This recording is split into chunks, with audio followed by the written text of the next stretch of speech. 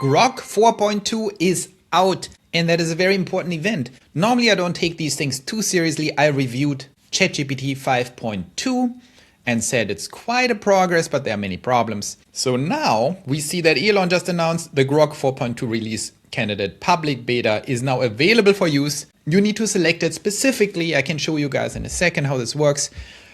I thought let's give it a try because I saw very, very positive reviews and people say well, this is mind-boggling. A huge improvement in speed, a huge improvement in all kinds of things. But I want to do these tests a little bit more pragmatically than many other people. I don't want to show you all kinds of benchmarks.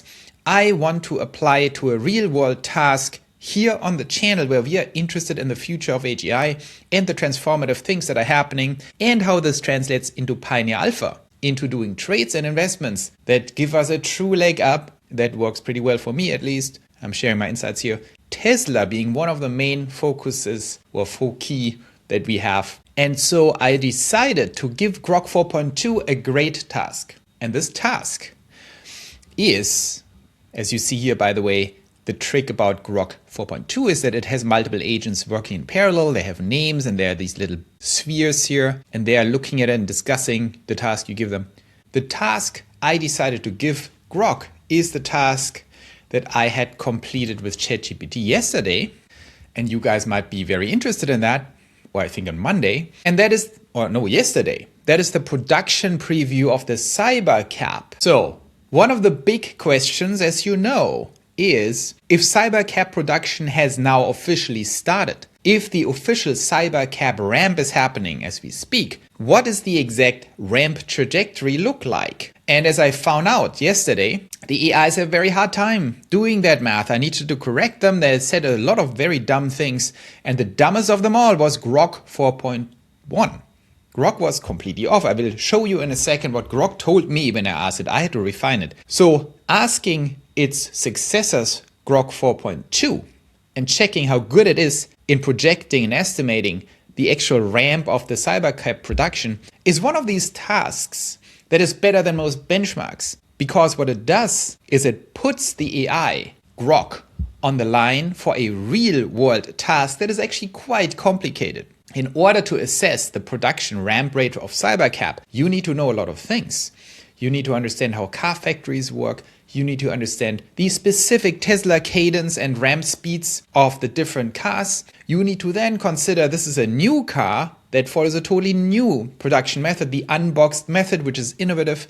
There are certain FSD constraints, right, that might limit deployment capabilities, that might impact the speed of scaling. So this is a highly, highly, highly complex and fuzzy problem. It's a real world problem with real world super alpha connected to it, because if you could predict this timeline, you can predict the stock to a very large extent if you know how. So let's look into it. So the best result I got yesterday with ChatGPT, who won this, was this. Right? It says basically line start of production line adjacent and then the initial SOP month, which is now in March, 20 to 100 a week, and early ramp starting in April, 100 to 500 a week, going to 2000 a month, and then volume ramp and so on and so forth. That needed some tweaking, but it was much better than what Grok presented me yesterday. Now we get to the actual meat. What Grok presented yesterday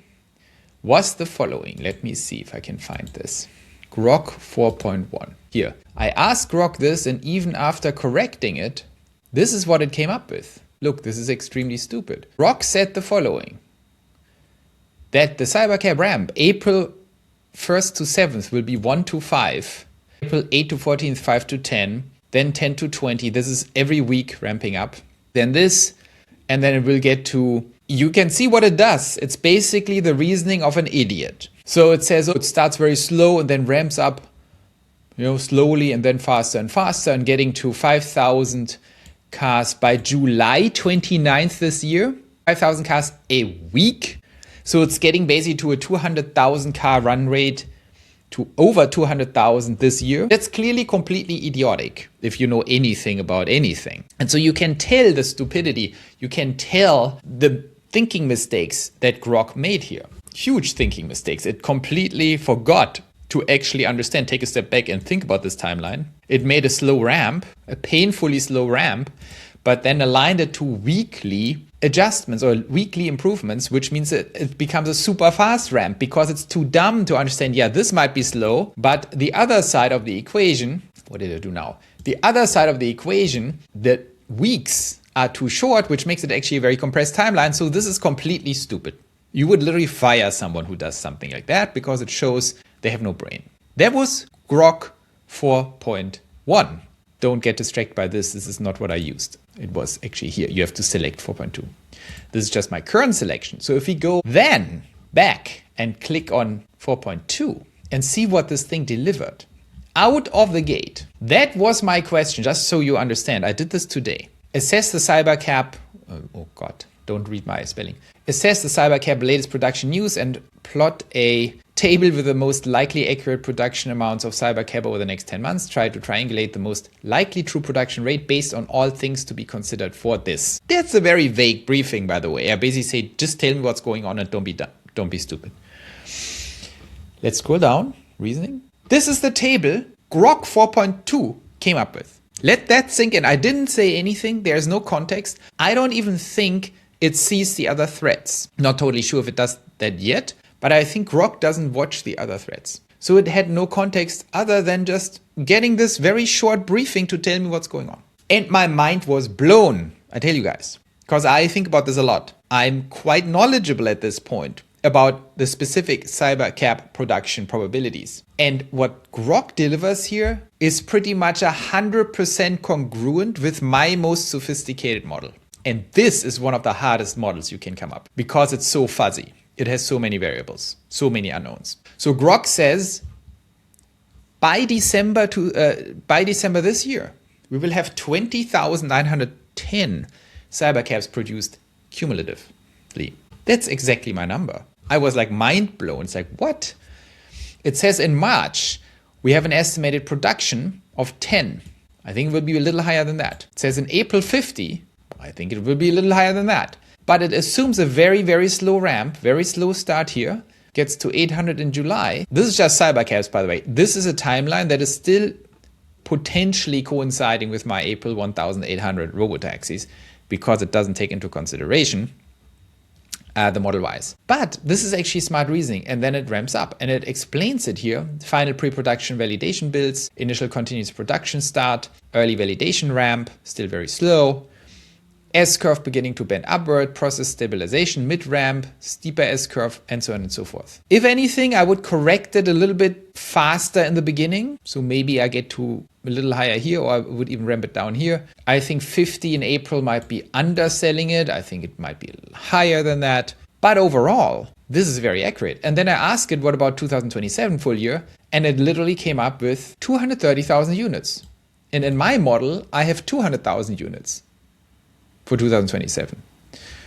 Now, I'm not saying I'm right, but I thought a lot about it and I know a lot about it. So the fact that a model for such a complicated topic gets to that level of precision compared to its little predecessor, just one iteration before that was completely off, tells us something huge might be happening. And if you use Grok, by the way, and you see all the little agents working, you see the 4 agents working, you see even some of the conversations they are having, I think this is an absolute game changer. I think it shows you that big paradigm that I was talking about since beginning of last year, where I said in January 2025, I believe the singularity has already started.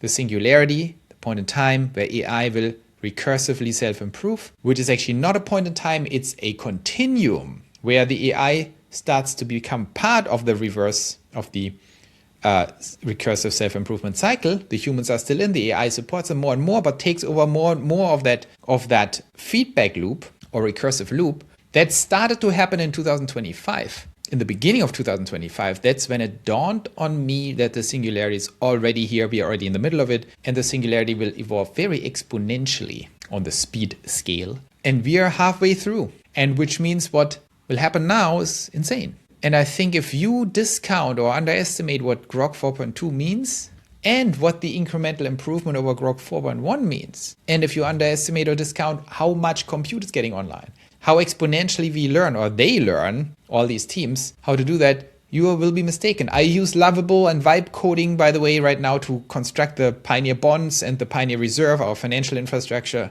as well as Pioneer Lands and the Pioneer Academy, our educational media infrastructure. This is completely crazy what's happening.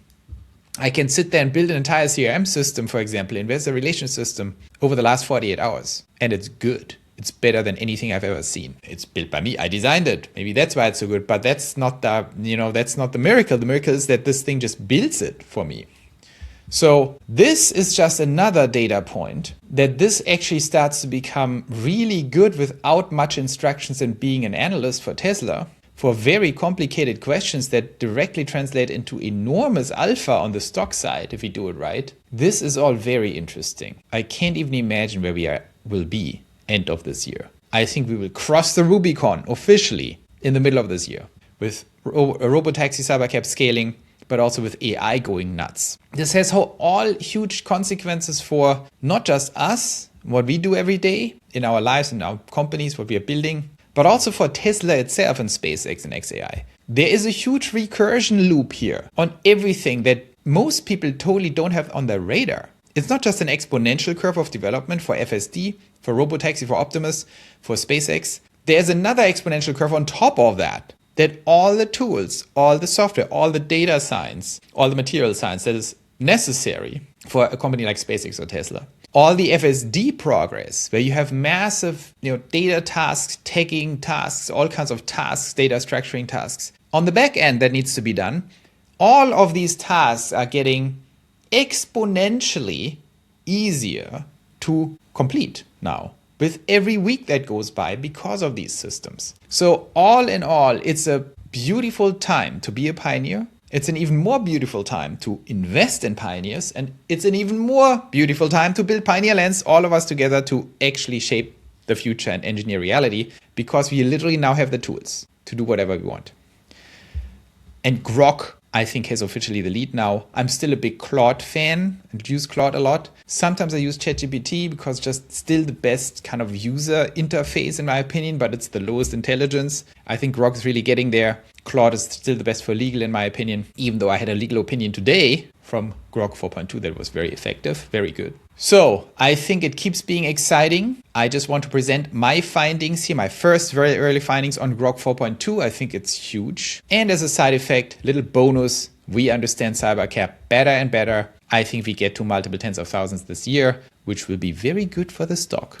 Maybe we can conclude the video.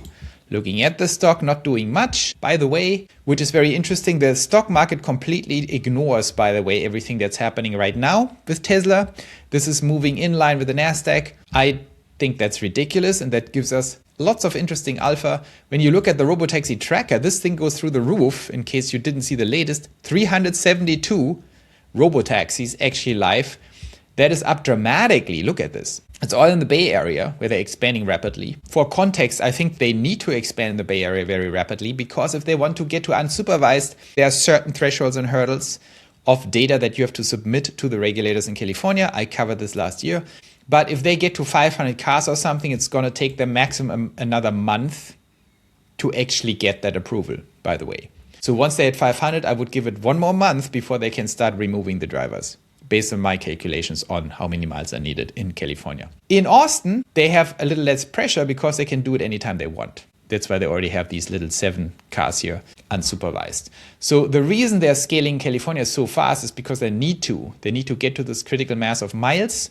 It seems to work very well right now. And you want to actually start scaling at the moment where everything works. Because once you submit the miles, the regulators will look at the interventions and you need to be intervention free as much as possible. So it seems like Tesla reached here some confidence. That was the little leap here in November 26. And then the other inflection point was right here, December 29th, where it seems like they're very happy and just start deploying as many as they can to hit that critical moment and then remove the safety drivers. So if we are on track here, we hit 450 probably end of the month. Well, that's only one more week, maybe 400. I think we hit the 500 mid of March, which means mid of April, end of April, we should potentially see removal of safety drivers in California. Let's see how it all goes. But this is nuts. You see the different things confluencing like crazy. And Grok is just another crazy example of what is going on. So stay tuned. this is a time to really stay tuned, to really start thinking about your investment behavior and how you transition out of labor into being a capital owner and maximizing your returns by actually having the knowledge and the ability to decide on these things and predict the future. I hope that was interesting for you guys, and see you very soon.